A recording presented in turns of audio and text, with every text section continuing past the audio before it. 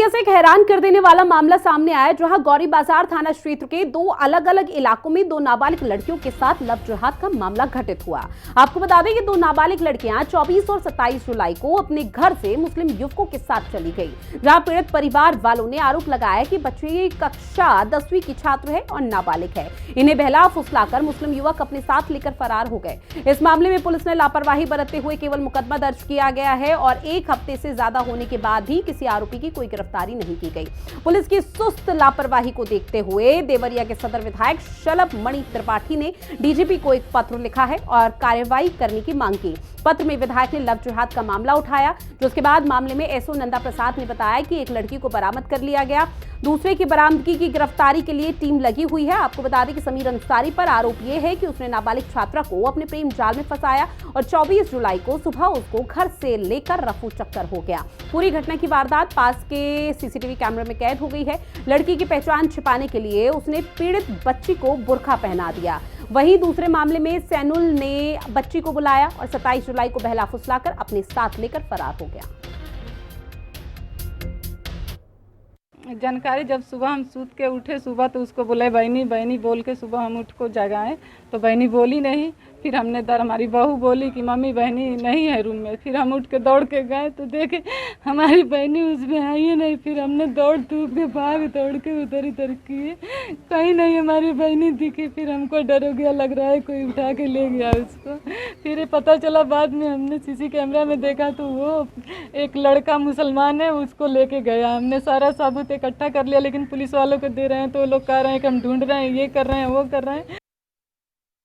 मेरा मामला यही है, मेरी लड़की 4 बजे सुबह में गायब हो गई है और वो मुस्लिम का लड़का लेकर गया है। मेरी लड़की नाबालिग है, 10वीं में नाम लिखवाए थे और 16 साल की, मैं भी 16 साल लगा हुआ है अभी, और वो लेकर गायब हो गया है। और वो लड़का 28 साल का, आसपास का लड़का 28 साल का है।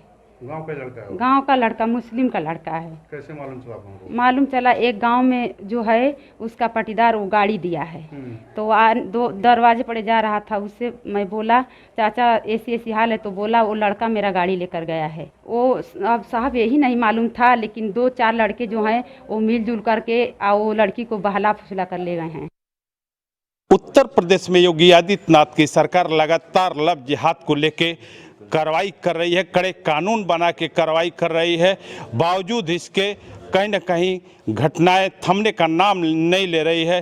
कल 2 मामले संज्ञान में आने के बाद जो सदर विधायक डॉक्टर शलभ मणि त्रिपाठी हैं, उन्होंने तत्काल पुलिस महानिदेशक को पत्र लिखकर और इस तरह की घटनाओं पर विराम लगाने के लिए कहा है और देवरिया ही नहीं बल्कि पूरे प्रदेश में इस तरह की घटनाएं न हो, इसके लिए विराम लगाने की बात कही है और कार्रवाई करने की बात कही है। आइए हम विधायक जी से ही बात करते हैं कि आखिर पत्र लिखने की आवश्यकता क्यों पड़ी। सर नमस्कार, हिंदी खबर की तरफ से आपको बहुत बहुत बधाई। सर, ये जो लव जिहाद का मामला चल रहा है, पूरे जो देवरिया में 2 मामले संज्ञान में आए और आपने तत्काल उसको गंभीरता पूर्वक लिया है, क्या है मामला? देखिए, 2 घटनाएं सामने आई। एक हमारे विधानसभा का क्षेत्र गौरी बाजार, वहाँ का एक गांव है भंडा, और दूसरा गौरी बाजार नगर पंचायत, जहाँ पर 2 नाबालिग बच्चियाँ हैं, बालिकाएं हैं, और उनको 2 मुस्लिम लड़के अपने साथ लेकर गए।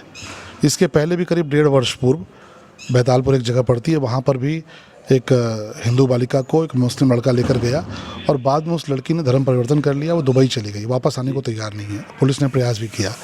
माननीय मुख्यमंत्री जी लगातार इसको लेकर कार्रवाई कर रहे हैं। उन्होंने बहुत सख्त कानून भी बनाया जो इस प्रकार की घटनाओं को रोकने के लिए। मैंने डीजीपी को पत्र लिखकर कहा है कि दोनों बालिकाओं को शीघ्र बरामद किया जाए और जो लोग इन घटनाओं के पीछे हैं, क्योंकि जिस प्रकार की घटना का जो विवरण है और घटना जिस प्रकार से हुई है, बहुत स्पष्ट तौर पे लग रहा है कि ये लव जिहाद का ये प्रकरण है और इन दोनों बालिकाओं को जानबूझकर निशाना बनाया गया है। गरीब परिवार की बच्चियां हैं। हमने डीजीपी को लेटर लिखकर कहा है कि इसमें जो भी लोग फंडिंग करते हैं उनके खिलाफ कार्रवाई हो, जो मुलजिम हैं, अपराधी हैं, उनके खिलाफ भी कार्रवाई हो, और साथ ही इस बात की तफ्तीश हो कि कौन लोग हैं जो इनको मुकदमा लड़ने का पैसा देते हैं या इनको संसाधन उपलब्ध कराते हैं। अब एक मुर्गा की दुकान चलाने वाला दुबई में जाके बस जा रहा है और वो बाकायदे कोर्ट में पैरवी कर रहा है, मजबूत पैरवी कर रहा है, तो उसको फंडिंग कहीं ना कहीं से हो रही है। जो स्थानीय लोग हैं उन्होंने एक मज़ार के बारे में बताया है। देवरिया में ओवरब्रिज के पास एक मज़ार है जिसको लेके लोगों का संदेह है। मैंने कहा है उसकी भी जांच होनी चाहिए, गतिविधियों की जांच होनी चाहिए। अच्छी बात यह है कि पुलिस ने तत्परता दिखाते हुए एक बच्ची को बरामद भी कर लिया है। गौरी बाजार में एक बच्ची बरामद हो गई है, दूसरी बच्ची भी बहुत जल्द बरामद हो जाएगी। और देवरिया में हम लोग छांगुर का जो नेटवर्क है उस प्रकार की कोई चीज़ पनपने नहीं देंगे। जिस स्तर पर लड़ाई लड़नी होगी लड़ेंगे। सर, ये डीजीपी को पत्र लिखने की जरूरत क्यों पड़ी? क्या स्थानीय पुलिस कमजोर है? नहीं, ऐसा नहीं है, पुलिस ने काम किया है, लेकिन कई बार क्या होता है कि पुलिस के अलग अलग थाने अपना अपना काम करते हैं। सब फोकस्ड होकर किसी मुद्दे पर काम करें, यानी कि जिले की पूरी पुलिस टीम फोकस्ड होकर एक मुद्दे पर काम करे। इसके लिए शीर्ष अधिकारियों को बताना ज़रूरी होता है।